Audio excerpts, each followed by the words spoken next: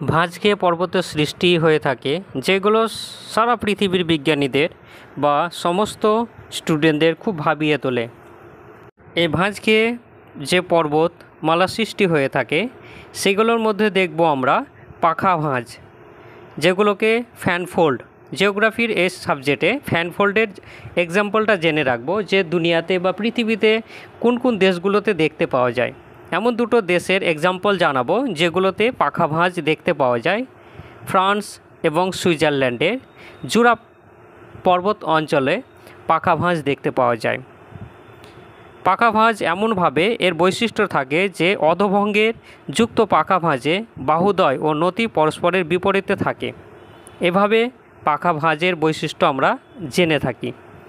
France ও সুইজারল্যান্ডের জুরা পর্বতে পাখা ভাঁজ দেখতে পাওয়া যায়, যেগুলোকে ফ্যান ফোল্ড বলা হয়ে থাকে।